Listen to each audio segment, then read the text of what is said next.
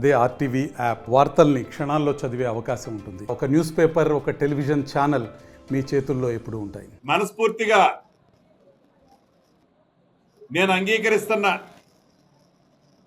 అధికారులు సరైన టైంలో పైనుంచి ఇన్ఫ్లో 70,000 క్యూసెక్లు వస్తుంది అని తెలుసుకున్న తర్వాత రిజర్వాయర్ని టోటల్గా డిప్లీట్ చేయాల్సి ఉండే, అంటే నీళ్ళు మొత్తం కిందికి వదిలేయాల్సి ఉండే.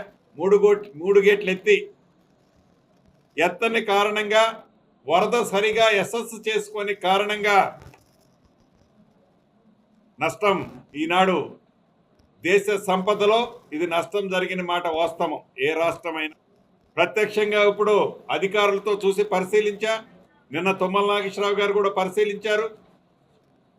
పరిశీలించినప్పుడు యుద్ధ ప్రాతిపదిక మీద ఈ పంటకి రైతులకి నష్టం కలగకుండా ఉండే విధంగా పూర్తి సమాచారంతో, అది రింగ్ బండి ద్వారా నీరు ఇవ్వగలుగుతామా, రింగ్ బండేసి, లేదు వాగు నుంచే డైరెక్ట్ ఒక ఫీడర్ కెనాల్ తీసుకొని ఈ ఉన్న స్లూయిస్ కలిపి రైతులకు నీళ్ళు ఇవ్వచ్చా, సాధ్యాసాధ్యాలు పరిశీలించి ఫుల్ డీటెయిల్తో రావాలని వస్తే నీటిపారుదల శాఖ మంత్రి గారితో, అదే రకంగా గౌరవ ముఖ్యమంత్రి గారితో సంప్రదించి పక్క రాష్ట్రమైన ఆంధ్రప్రదేశ్ అధికారులతో, అక్కడ ముఖ్యమంత్రి గారితో కూడా మన ముఖ్యమంత్రి గారు మాట్లాడి ఈ పంటకి రైతులకు నష్టం కలగకుండా ఉండే విధంగా తప్పకుండా ఈ ప్రభుత్వం చర్య తీసుకునే దాంట్లో ఎట్టి పరిస్థితుల్లో ఒక్క అడుగు కూడా వెనకడుగేసే ప్రసక్తి లేదు.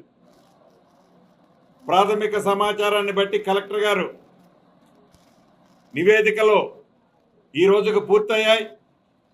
దీంట్లో సుమారు ఒక 400 ఎకరాలు ఇసుక మేటలతో నింపబడింది.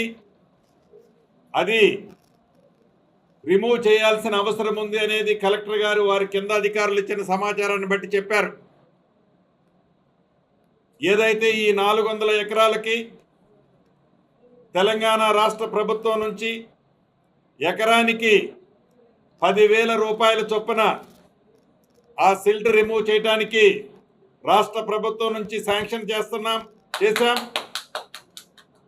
అదేవిధంగా ఏదైతే నారుమళ్ళు పోసుకున్న రైతులు, పత్తి వేసుకున్న రైతులు ఉన్నారు, అంటే పత్తి కూడా మొక్క దశలోనే ఉంది, నారుమళ్ళు కూడా ఇంకా నాట్లు వేయలే.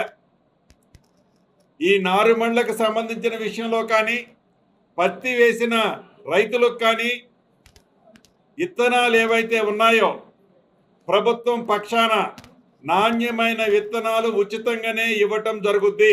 మరిన్ని వీడియోస్ కోసం ఛానల్ ని సబ్స్క్రైబ్ చేయండి. లేటెస్ట్ అప్డేట్స్ కోసం వాట్సాప్ ఛానల్ ని ఫాలో చేయండి. అండ్ లింక్ డిస్క్రిప్షన్ లో ఉంది.